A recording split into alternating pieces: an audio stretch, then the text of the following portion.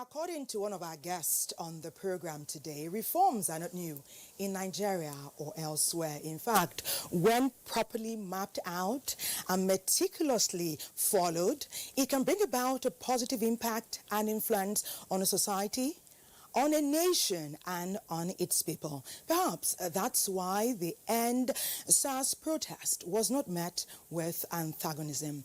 In fact, the President of the Federal Republic of Nigeria, President Muhammadu Buhari, mandated the Inspector General of Police, Muhammad Adamu, to remove SARS. And then the protest with the hashtag #EndSWAT began. Now, according to the Nigerian Constitution, it is within the ambit of the law to peacefully demonstrate, but not so about the wanton destruction of lives and property. This will form the focus of our discourse today. We'll be paying particular attention to the way forward. My name is Thelma Obaze. Welcome. It's Weekend Deal.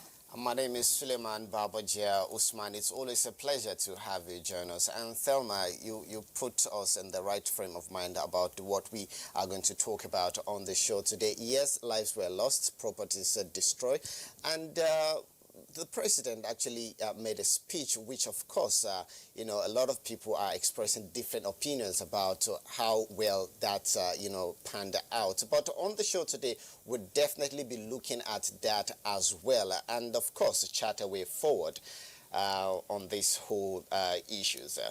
Welcome once again.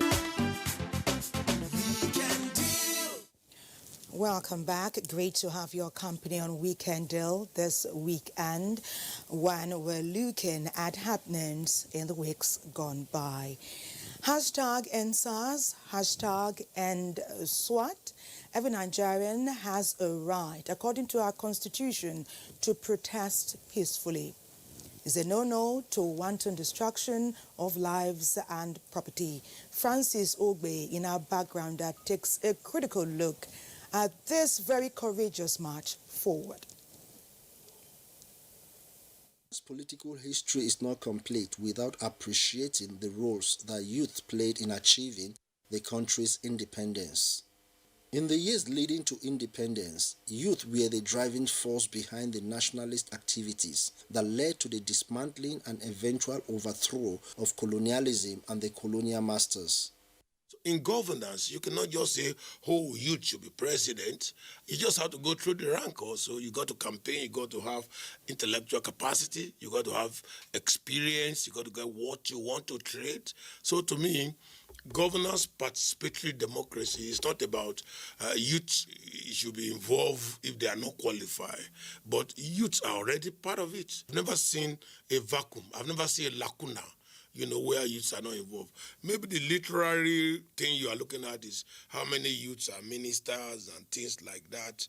The process must really, you know, we must understand the process strategy. Because of the rising rate of unemployment, youths are finding it difficult to enter governance. Governance is an expensive business, let me put it that way. A lot of times people say political leadership.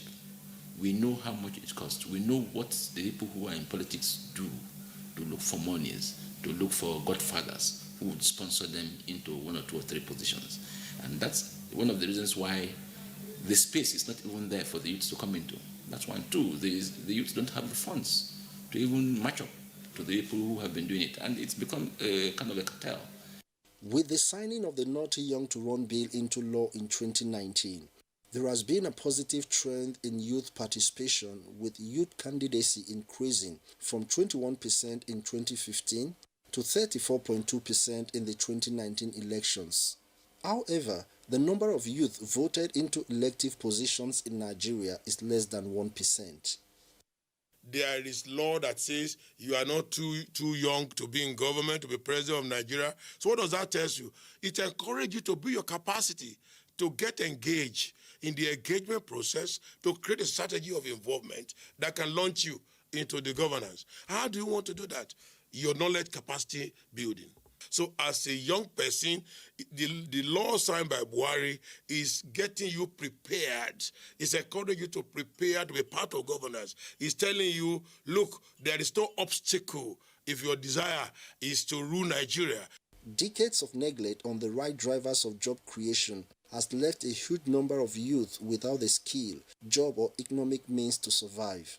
Consequently, President Muhammadu Buhari's led government is making deliberate effort to address this void through various social intervention programs like the NPower and Presidential Youth Empowerment Scheme, aimed at creating 774,000 jobs across the local government areas in the country. The Buhari government is saying, yes, youth should get involved. Yes, empower program. That's very good. That is intervention program in a chaotic situation. Emergency, programs are not sustainable unless the fundamental problems that causes the problem leading to emergency intervention are addressed fundamentally. What is the critical concern of the youth? How to build the youth. That is it. Which system will you use to build the youth? Educational system. So how does it look like? Can you read your books inside the platform? Can you connect to a Zoom program and have the lecturer on board teaching? Are the lecturer's certificate well looked at again and say that they are competent? Are university degree dependable in days like this? Because these are the fuel that drive the youth. Recently, there was a 75 billion National Youth Investment Fund that was launched within this COVID. And the aim was to help with education and some sort, even with private schools. Now, the issue is you go online and do all those applications. We don't have the indicators out there to know how many people really gained from this. Because if we have that indicator, then the entire country would know reliably that 1, 2, 3, 4, 5 persons benefited from this scheme. Until those indicators are made public, then we're still a little bit, I would say we're still a little bit not sure of the success of these schemes. Structures of governance must be open for youth if they are to contribute meaningfully to the development of their communities. Use legitimate means to get what you want. The legal process is very clear for you. You don't have any obstacle. It wasn't clear before. Buhari had come to make another act to say you are not too young to get involved. So it is known that the actors here are disengaging, they are disallowing, they don't want, they are objecting the youth becoming leaders in the society. No, the political actors of today are not saying that. Maybe you want to say that perhaps the system creates situation where resources is involved and the youth probably don't have those resources to expend in political process. Yes, that might be the system, but how do you change the system? That's another thing you have to look at. Our focus on Weekend Deal today is tagged Youth and Governance. What and where is the missing link? Weekend Deal. Well, it is fair to say that youths are actually the most important human capital in any economy. And of course, you will also agree with us that, Thelma, generally in Africa and some parts of the world, the youths are kind of isolated and underrepresented when it comes to governance. And this is what we are trying to, encourage. Of course, the president signing this not too young to run bill, into act, that will actually create the foundation, the base upon which, that can be built. And then it's left for the youth now to organize and see how they can take advantage of this opportunity. Because leadership is not given. You have to take it. And like someone was saying during the week, what is going on will thrust you out. No one can actually say, I'm young enough or experienced enough or I'm intelligent enough. Let the happenings thrust you out and show your innate qualities. And that's why some people were quite not happy with the way the NSAS movement turned at the end of the day, because of those unscrupulous elements that disrupted the peaceful, intent of the original NSAS protesters. And then, of course, there were a lot of, calls from within and outside Nigeria for on the need for the president to address the nation. And of course, it came out and it did that. And then that also, generated different, opinions from different people. But key things there, he also made mention of the opportunities his government has actually created for the youth, so that they can leverage on in terms of job opportunities, loans, and all of that. So Kachi actually in this report, talked more about these opportunities, these programs, these interventions of this present administration aimed at empowering the youth.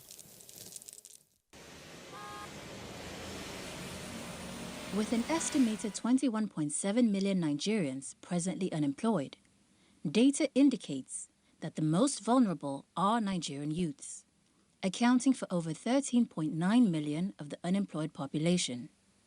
While a high youth unemployment rate is synonymous with increased poverty, these troubling numbers also translate to increased insecurity, a situation that has manifested in recent weeks in Nigeria. The youths of the country have taken to the streets to call for reforms that would secure and advance their well-being, livelihoods, and rights. To this end, the resilience of the Nigerian youths must be highlighted, setting the stage for national discourse on how youth empowerment is crucial to sustainable development of the country. The youths are the engine for every economic in every nation. They have got the manpower between the ages of 25 and 45 years of age. They've got what is required to make an economic grow. It's of tremendous importance that to sustain an economy, the youths cannot be left aside. Because they have the energy, they have the technical know-how, they have the qualification experience, they are well trained, so they should be engaged by the government adequately. Even before the recent youth demonstration, the urgency to address the needs of this demographic was clear, as evidenced by the administration's efforts to empower them through various targeted measures and initiatives. The creation of 75 billion Naira National Youth Investment Fund to provide opportunities for the youth and the micro, small, and medium enterprises survival fund. Our youth should use these opportunities of the scheme that the federal government has put in place, talking from the agricultural sector, talking to the youth empowerment program from the Ministry for Youth Development Sport, and they should also look into the $75 billion that the federal government has kept aside for them. This is there for the youth. The youth should embrace it. The National Youth Service Corps program remains the federal government's most recognized and most successful effort to empower the youth. By engaging them in a year of national service, during which the Youth Corps members are empowered through skill acquisition, involvement in community development service, and job opportunities. The youth currently have been given an opportunity to be retrained during the youth service program. And this is very, very paramount for economic sustainability. This current government is using that avenue to reach out to the youth by giving them this training, preparing them for any eventuality. Because it's also not just easy that after the youth service you get a job. So between the period of time that one is unemployed or searching for a job after the National Youth Service, with the training that one has acquired, they can also set up something. So it is very, very important and encouraging that the NYSC must be a focal point to engage the youths. Earlier this year, the Minister of Finance, Zainab Ahmed, disclosed that the federal government had approved the payment of 33,000 naira as a monthly allowance for members of this program. The increase was not only in line with the new minimum wage approved by the federal government, but an additional 10% above the new minimum wage of 30,000 naira. In any nation, the relationship between youth and governance is of paramount interest, where sustainable development is concerned. To secure their future and that of the nation, the federal government continues to create and encourage participation in these initiatives, which are designed to make their lives better and more meaningful. Thank you, Kachi. I totally enjoy that. And especially the conversation with Edgar, who is reaching us all the way from Vienna. He has a very firm knowledge and grasp of what is happening. But I think the time has come to even look beyond those who are schooled in terms of the youth service. Their skill set can be a focus, and some people are pushing very strongly that skill acquisition is a very key way that government, especially state and local government levels, can also impact all youths. And then it's this thing about, adding some kind of adjusting the curriculum in the university, or rather tertiary institution level, is very critical, because it's not just about character and learning. Sometimes you need a skill in order to survive in this competitive environment. Indeed. Because a lot of times you see graduates walking around with a certificate, and like you said, the white collar job is not readily available in these days. Definitely. Really, and then the money is actually in the hands of entrepreneurs. Really, and with all what is available to them in terms of loans, disbursement, so many schemes which can encourage young people to come on board. In fact, these skill acquisition programs can happen at every level. Yeah. We need not even wait till we get to the tertiary institutions. You can start from the primary schools up to secondary, so that by the time they are in university, for those who want to achieve that, they already know what they want to do even before they graduate. Yeah. In spite of resourcefulness or brilliance or innovation and intelligence, experience must count. And we start by getting that when we vote, when we follow up what those who've elected are doing for us, and then we get skills, so that with all these things together, we can continue to key into governance and the government at all levels. Interesting. And then, of course, like we did say at the beginning of the program, we'll also have other guests joining us, politician, and also someone from the United Nations Office on Drugs and Corruption, to talk to us further on the show. But right now, Thelma actually had a chat with the President, Abuja Chambers of Commerce and Industry, on the way forward as far as NSAS protest is concerned. We have sat together to talk about Nigeria, its progress and development at different times. What is different about our chat at this time? Are there undertones that will evoke different responses from you? Somebody said that those who do not learn from history are bound to re-experience it or repeat it. And I'm really very concerned. Really, really concerned. Two wrongs will not make a right, we all know how things evolve.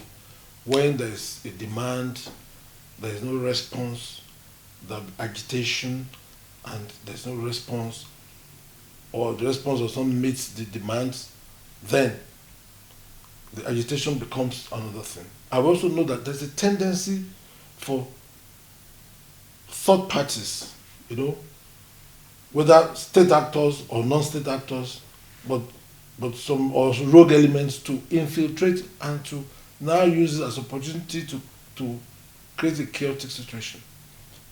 Take for instance, you know why most streets in the urban areas are dirty? Because people eke their living from the street. Look at the streets of Abuja. You see a lot of people selling things, selling bread, selling this on the road. If they don't have the opportunity to do that, what do you think they will do? They will just flow with the crowd. There's a lot of unemployment. There's lots of young people on the street. and young and not so young. And so we must immediately, this thing started, there ought to be, there should have been. And for me, it is compulsory that we must have a mechanism that will be, immediately that will kick into action. Immediately this agitation started, there must something must come up. A system must come up. It's like an emergency situation that will ultimately tackle it in 2 or 3 ways to make sure that we don't get to repeat this vicious cycle. First of all, you cannot start pointing fingers. For instance, the youth, for instance, said they had no leader, they were out working together. Yeah, that's fanciful. But the truth is that somebody must lead. Okay? So there would have been a means to, one, to respond immediately, and also to create a back channel of discussion. If, for instance, our intelligence apparatus, our security apparatus is up to scratch, they will have been able to know exactly who are the core or the caucus, and have been create a back channel to talk to them. What patriots speak of now is way forward. The way forward is that, one, there's a lot of unemployment out there. There's a lot of joblessness and there's a lot of poverty. Government must ensure that they come up with a very clear and focused policy about this. Look, yeah, I'm aware that the president has approved 75 billion naira for youth empowerment and stuff like that. Fine. Not like they did approve 50 billion, okay, for support for SMEs just at the outset of the pandemic. But let me tell you, the fact that that money has been released, approved, does not mean that it's been released, and does not mean that the people in charge of it are making sure it gets to the grassroots. We made suggestions, we wrote to the president, and within 24 hours, he attended to that letter that, look, work with the organized private sector. Let there be transparency about the way this money is disbursed, so that the money can come back, because it's a revolving kind of thing. Part of the challenge is that there's no work, there's poverty. We must tackle that as a deliberate policy of government, and it should be done transparently and involve the youth, the organization. You won't get it perfect, but at least you will start somewhere. Involve them directly in that issue. Police need reform. We all know this. Since the time of President Obasanjo, there have been attempts to reform the police. There were 3 panels set up. And if my figures, even as at 2010 or thereabout, there was another panel set up to harmonize the report of the 3 panels. You don't need to create an ideal, but start somewhere. Let us see a clear-cut attempt by government to reform the force. Look at the training, look at the curriculum, look at the facilities, look at how they're treated, look at the everything, A to Z of police. Whatever you want to do, there must be a deliberate policy, clear-cut policy, and involve the youth. But going forward, you see, the biggest challenge we have is skills. You see, it seems, again, it's unfortunate that our system has not made the connection between skills development and poverty, and youth delinquency, and the challenge that's facing this nation. It has not. Somebody will tell you, I'm a graduate, I'm an unemployed graduate, I need a job. But you have no skills. So we've overemphasized education. And you can see that even the president, I think it was in October 1st, announced some special attempt to focus on teachers and engage with them and improve their conditions. But you see, I would like it to be something of a policy, something properly articulated. Take, for instance, there are teachers and there are teachers. There are some teachers that they do administrative work, VP admin. They don't teach, VP something. And they take the bulk of the money. A teacher is a classroom teacher, as far as I'm concerned. And any teacher who is a classroom teacher who is trained, invariably, they'll be very passionate about the students. Do you know that during the COVID, many secondary schools, even government schools, at least in Abuja, government schools, not private schools, all these Americans, whatever, organized some form of online classes. This is new. Do you know that the National Universities Commission is absolutely totally against online teaching? Even the Open University, that's supposed to be some form of online teaching, is more or less running classrooms. Again, which is, and they have campuses all over. What's the meaning of campus for Open University? When I was in University of Lagos, I know that in the last week of September we resume for registration, okay? Immediately after October 1st holidays, we'll start class. We'll close second week of December. We'll start our semester exam second week of January for 1 week. And the last week of May, Monday to Friday, one paper per day, okay, 9 to 12, we'll finish our exams. Your results comes out exactly maximum 6 weeks after. Before September, you have your result. You have minimum of about 3.5 months for vacation. So we look for jobs. So there's predictability, there's certainty, there's organization. Young people seem to have a notion that they are qualified to make experienced decisions at different levels in governance, in policy making, in the growth, progress, and development of Nigeria. And we know about the not too young to run law. How can the young people fit in? I see a lot of young people actually having their own parties. I don't got a number of young people, like Showore, for instance. He joined the party. I wanted to be president. I mean, even me, I've been a lawyer for 38 years. Okay? I've been an SM for almost 20 years. Okay? I've trained myself. You understand? But I dare not say I want to be president of Nigeria. And of course, I've also have some little experience here and there. I've been in business, I've been in private sector of my life. I know how to manage things, men and material. You see, you don't come out. The system must throw you out. Okay? People must see special qualities in you. And you can be a young man, like Obama was, like Clinton was, like Macron is, like what all the people in Europe now are. Okay? So it's not as if, and you know that nobody gives you leadership. You have to take it. Okay? But you have some innate qualities. And it's more importantly, for me, leadership is not a matter of intelligence, that you must be very, very intelligent. No. It's just a matter of being able to use materials available to you. The worst leader is a leader who knows everything. But you must have a vision. A vision that is, this is how I want Nigeria to be in the next, let's say, 30 years. 2050, for example. We're talking about vision, Agenda 2050 now. What is that vision? Then, how do we get there? Then you get people, brilliant people. One of the people that I know is, interestingly, that was able to use people, young people, many young people, Chief Awolowo.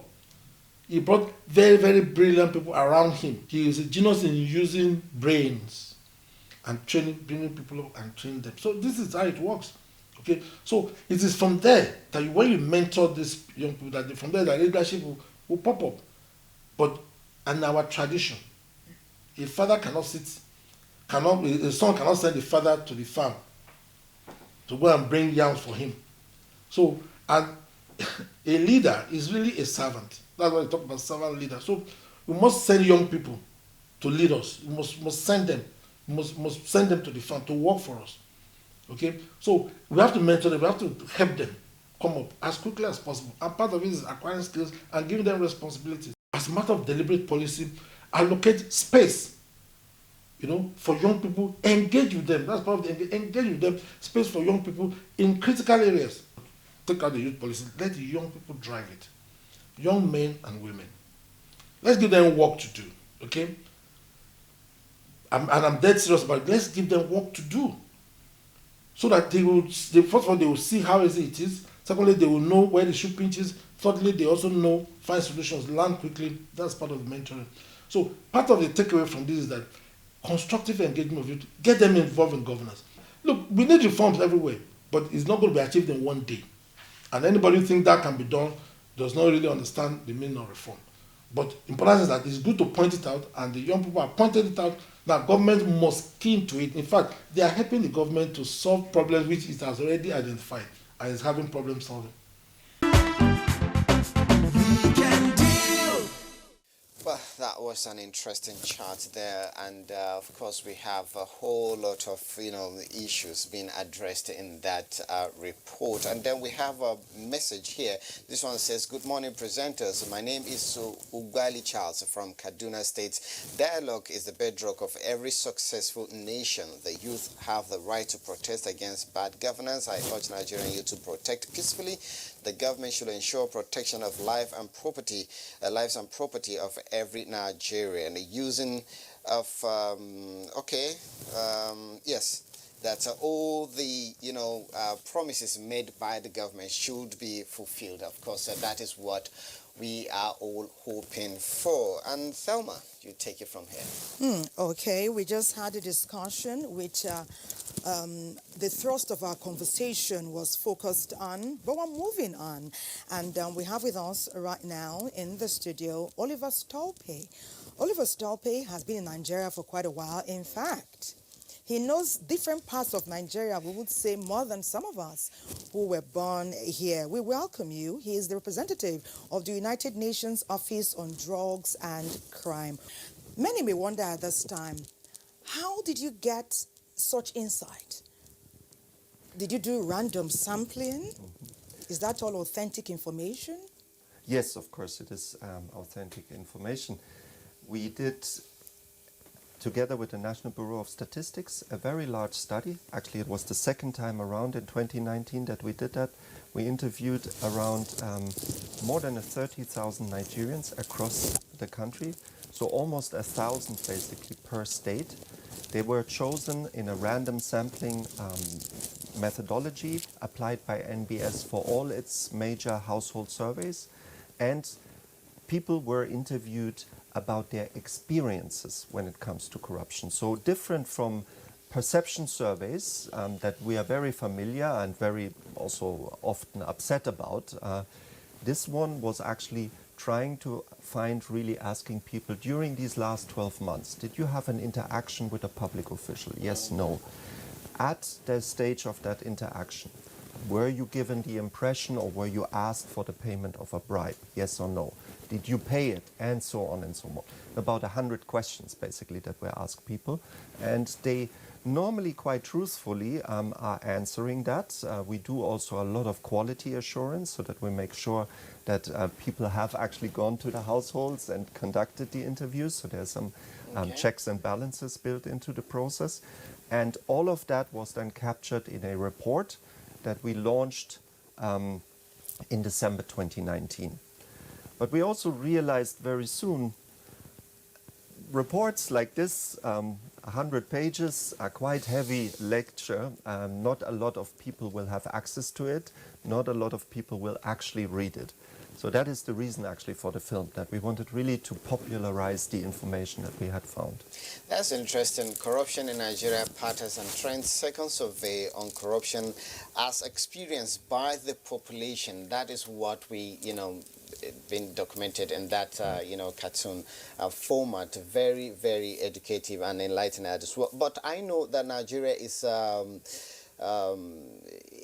also a signatory to the United Nations Convention Against Corruption, and of course that subjects us to periodic review. And of course you said this is not actually that, but this is more like a national document for corruption in Nigeria. But during your research, would you say that there are noticeable gaps in Nigeria's quest to end corruption in the country? Well, there's a lot to unpack here. Now, the first thing, yes, Nigeria is a member of the United Nations Convention Against Corruption, a so-called state party. Not only that, Nigeria actually was one of the key negotiators at the creation of that convention, and there's many provisions in that convention which would not be there if it hadn't been for Nigeria pushing for them. Like especially there's a whole chapter on the recovery of stolen assets from abroad that was created in that convention, and Nigeria was the lead in actually negotiating that. Nigeria also remembers a very active member, but there's also a prevention chapter, and in that prevention chapter, issues of education, issues of regular studies of corruption are recommended, and in that sense, implementing, so to speak, these provisions. This study is also one of those kind of like actions that Nigeria took, the National Bureau of Statistics in the lead, and we provided some technical, basically, support. Now, the gaps that exist in the Nigerian anti-corruption fight, this is one of the sources that we can consult when we're trying to find them. And I think the main thing that this study maybe tells us is that there is some real opportunities. First of all, I think one very important message that this report tells us is that while progress has been made, so corruption has reduced between 2016 and 2019, so we can definitely say the anti-corruption effort has actually yielded some results, and in some agencies actually quite significant results. At the same time, the study also tells us that these results have not been quite as dramatic as we maybe would have hoped, meaning that we have seen a exposure of Nigerians to bribe-seeking behaviors by public officials, mostly like small-scale bribery we're talking, from 32% in 2016 to 30% in 2019. So not quite a dramatic drop. And I think one of the things that tells us is that the efforts of government, especially in these last 3-4 years, have been very much on reducing large-scale corruption, shrinking the space where such corruption could take place, large-scale embezzlement, making sure that cases were pursued more aggressively. Well, Mr. Stolpe, Yes. talking about cases now, we know that's one area that we have tend to struggle a little bit because, of course, we have the laws that that will be easily implemented when it comes to checking corruption, excesses of corruption in the country. But you realize that there is a case in the law court, and then it takes forever before judgment is passed. What are you doing differently in terms of working with anti-graft agencies in Nigeria to ensuring that we have a speedy dispensation of justice as far as corruption is concerned in the country? Right. I mean, I think before passing judgment, so to speak, on the speed of cases, I think we should be honest enough to actually acknowledge the progress that has been made. First of all, cases are now much faster than they used to be. Secondly, we have a lot of very high-level officials or former political officials that actually have faced rather stiff penalties. Thirdly, the number of cases that the anti-corruption agencies successfully prosecute has been on the increase consistently actually over the last years, and especially in the last year. If you just look at the EFCC, I think they went from 2018 around 300 to 400 cases to more than 1,000 cases successfully prosecuted in the course of a year. So there is progress being made. That doesn't mean that we are already where we want to be. You can make a bit. You can improve on the progress that has been made. Absolutely, but exactly, we have a certain progress, and that should actually encourage us to further go down that route. And do a bit more. The Administration of Criminal Justice Act that was passed with very clear timelines, basically for the resolving of cases, has helped.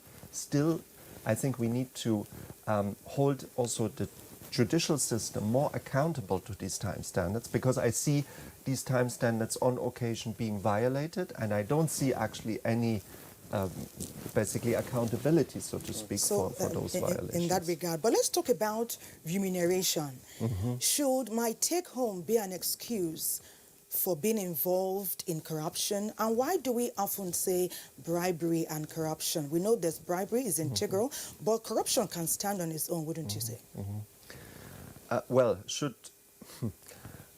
of course, the answer is no. The meager pay should get you to demand for higher pay, not to basically become your own tax collecting officer in your interaction with the public. So there's a clear no. We also should acknowledge that the government, as far as I can tell, has taken actually quite some steps in order to increase remuneration, in particular of the lower ranks. However, again, that is something we should keep in mind. The issue is, when we're talking about this small-scale bribery, is really very much the lower ranks, and we should keep in mind that at least in several occasions we have identified, or we've been given the indication that there's a sort of a pyramid system. So you need to collect bribes, and then you need to kick up a certain level of that payment up to your next, basically, officer in command or whatever it might be. How can that be discouraged? Well, to tell you the truth, actually, I don't think it is that complicated. And it's not about criminal justice system in this case. These kind of violations are clear-cut violations of the codes of conduct. The code of conduct gives you all the possibility that you need. You can discipline people, you can fire people, and if you would apply these kind of possibilities consistently, I think we would very quickly see a dramatic change in the behavior of people, because it is really the impunity that also the officer on the street experiences.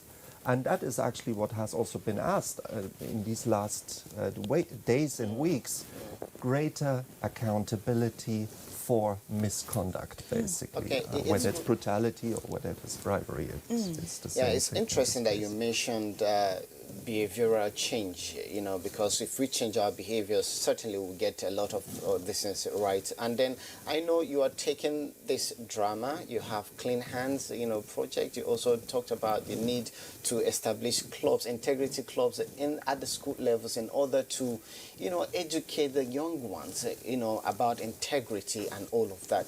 Quickly, you have 1 minute. Talk to us about all of this moving forward. Thank you so much. Yes, education is key. Education, we have demonstrated, helps to reduce the bribery as such, because people that know their rights will refuse to pay bribes, are more likely to refuse to pay bribes, and are more likely to report. That is why we need to invest in education. There's a lot of great initiatives in Nigeria. The ICPC has integrity clubs, the EFCC has anti-corruption clubs. These are very important. What we need are the tools, and the film is one of those many tools, to actually, how do teachers engage their pupils in an informed conversation about corruption, so that we stop basically basing all of that on our perceptions and our opinions, but on actual facts. Because understanding the problem is really the first step at solving it, and our youth will play a very important, and do play a very important role. Yes, that we can all agree with. Thank you very much for this wonderful conversation. And from that bit, we know that women are less likely to be corrupt. To give bribe, to give. Do we know about the percentage that receives? No, we don't receive bribe. Anyways, we're all talking about, you know, progress and how to make things better in our society. It's been an interesting chat with you, and of course we have been talking with Mr. Oliver Stolpe from UNODC country as a country representative in the country. Right now we go on a break, and after that we will be hosting a very interesting politician. You're watching Weekend Deal. Our focus today has been on youth and governance, #EndSARS protest, and the way forward. Still talking about the way forward. Earlier, Sule told you about our special guest. Let's talk with Honorable Farouk Adamu Aliyu, an entrepreneur and a politician. Welcome, sir. Good morning. This past week has been quite eventful, especially in a metropolitan city or state like Lagos. We saw destruction, wanton destruction, lives and property. But that was not how this protest started. In fact, many termed it a peaceful protest just 2 weeks ago. Now, we're trying to reason, is there a connection between what happened, unemployment, youth restiveness? What could have brought about the hijacking that we witnessed by hoodlums? Well, I think it's a combination of so many things. One, let's also vent up anger amongst the populace. Also, of course, youth restfulness, unemployment, and also share indiscipline amongst us as a people. Because some of the things that have happened, could they have been avoided? Yes, could have been avoided. Could we have done better as a people? Yes, we could have. And could the government have done better? Yes. Could the youth have done better? Yes. So collectively, I think we're all guilty as a people. Collectively, the youth, the government, and the entire population. Now, with the COVID, it's not only, the challenge is not just to Nigeria, it's the whole world. So I think the youth started very well, extremely well, and we all, they're our children. My children are, part of these tweeting and so on and so forth. So we agree in what they're saying and so on. But I think they also have gone overboard. When the government said, okay, we have accepted.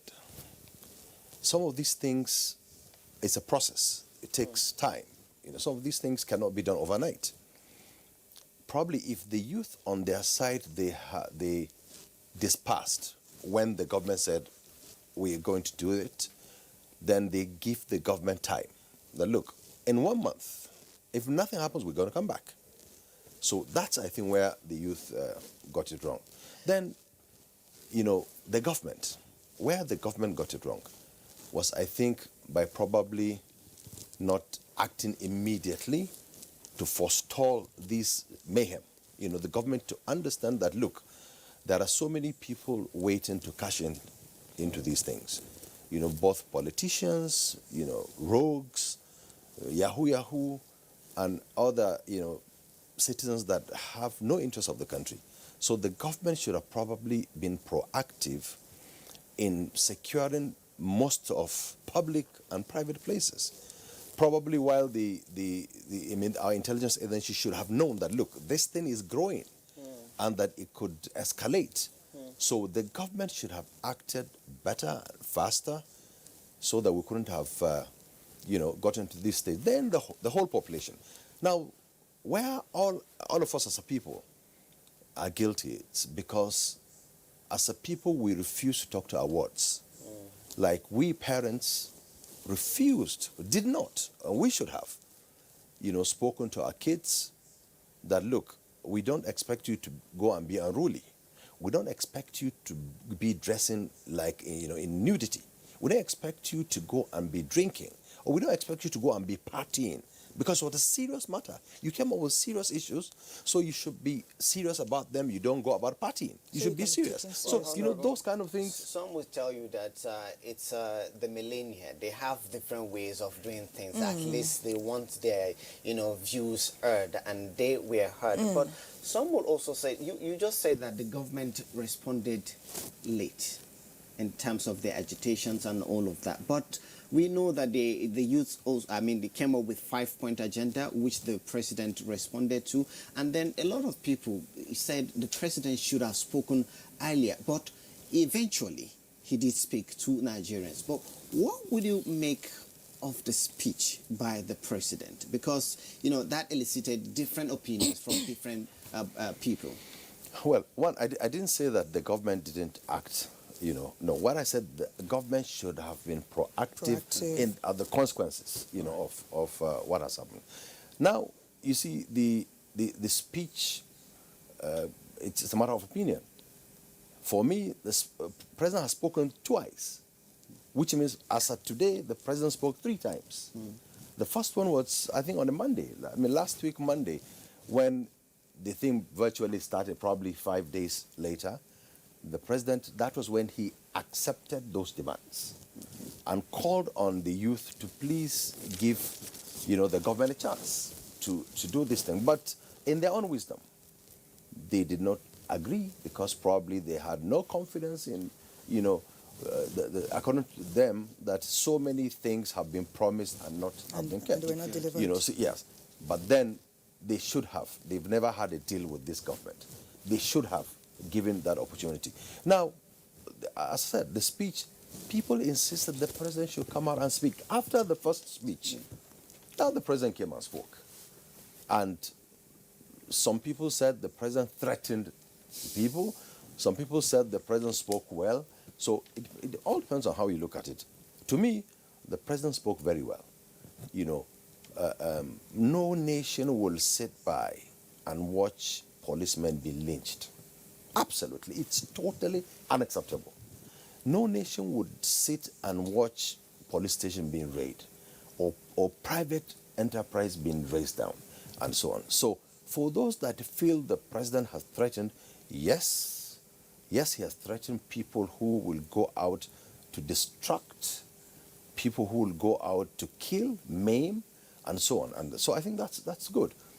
Now, those who feel that the president was mild, they are also not wrong, because the president didn't speak like other presidents have done. In this country, there were presidents that came out to say, if so protester is seen, shoot at sight. This president didn't speak like that. So, which means he has spoken in a mild manner. So it all depends on how you look at it. Maybe as a father. Exactly. Maybe as a father to the nation. Exactly. You know, so it all depends on how you look at it. But let's talk about unemployment. In spite of the fact that the hijacking of a hitherto peaceful protest came to be, and many are describing these mischievous characters as hoodlums, we do know that a lot of provision has been made in times past.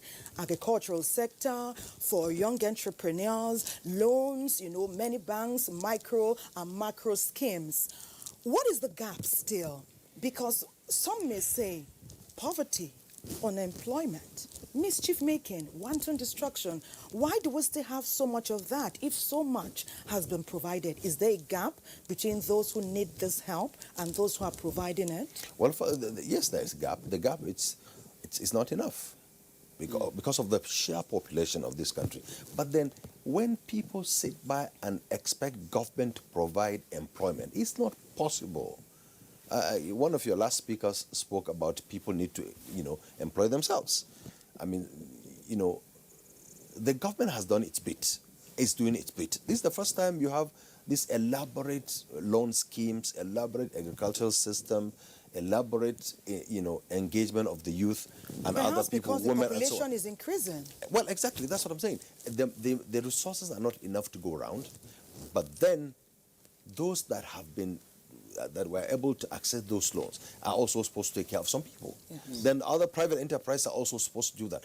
But now, lack of discipline in us, that's what brought about this. If you don't have self-discipline that, look, thou shalt not kill, thou shalt not do this. I mean, if we know that we're not supposed to go and take what is not our own, so that also culminates to all these kind of things. So the government has done its bit, and also wealthy individuals have done their bit. But moving forward now, moving forward, all this has happened. We want progress, development for the people. Well, government should engage more. The government should, most especially the youth. Now, if nothing is a wake-up call, that look, no government should take the youth for granted. They are 60-70% of the population. Which means now, as a government, as a people, we should know that there are some, segment of the society, majority, that are looking at us. So the government should be more responsive to their demands. Then to the youth. Now, they're not too young to run.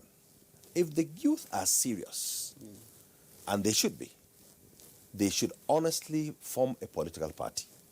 They should start doing that now. Let them not come and tell us that we have no leaders. Towards 2023, let them kick us out. If they still, I also don't agree with one of the speakers who said that probably you could be too young to be a president or something. Look, the youth, a 40-year-old, a 30-year-old can be a president of this country. So let them rally around one of them. Let them come out and, because we are practicing constitutional democracy. So in such a way that let them arrange themselves. If they feel the way you said, like millennia, if they feel that going half naked is the way, to go about it, Let them go half naked, and if the people of this country vote for them, we all follow. But then let them know that we, the older generation, will also not sit by, because no, we will not. We'll not just sit and allow. We will fight with them, in the political space. Well, shouldn't there be some form of mentorship at this time for this coming up? Of course. Well, in fact, you see, they are also in a hurry by saying that we are too old to do that. You could see in other also developed countries there are old people in government. So, but look, on a serious note, they should honestly form a political party. They should, and they must, and we'll try to help them to form. I am willing to sacrifice myself to mentor the youth of this country. Let me be their rallying point to help them to set a political party that they can come and challenge us in other parties and see. Probably if they don't get to be president in 2023, probably after that they could be president of this country, and let's see what they could do. It's very clear that the older generation will not just fold their arms just allow you to come and take over. No, certainly But perhaps there should be more involvement of youths in governance. That's true. You know, one other thing probably I think this government should also do, make further more appointments of younger people, so that we will also encourage them. The mentorship you're talking about, they will, let there be a minister that is probably 35 or 40 years, so that let there be heads of agencies that are young. There are few ones in this government, but I think government should do more. Yes, so that the youth can also feel part of us, part of the government, part of the country. I actually went to one of the agencies in the country, and then yes, as a matter of fact, I went there and I was like, wow. All of them are 35. Absolutely. And it was interesting. Really interesting. But just like what you say, we need to engage more. And when we talk about youth involvement in governance, and of course we've been speaking with Honorable Farouk Aliu, a politician, also an entrepreneur, and that is all we can take from that bit. We may not be where we think we ought to be, but we are definitely not where we used to be. Yeah. Well said, Thelma, and that is much we can take on the show right now. Tomorrow certainly will be another date, so we plead that you join us tomorrow bright and early, and trust me, it will be a continuation of what we have started today, youth and governance. So enjoy your day. Bye-bye.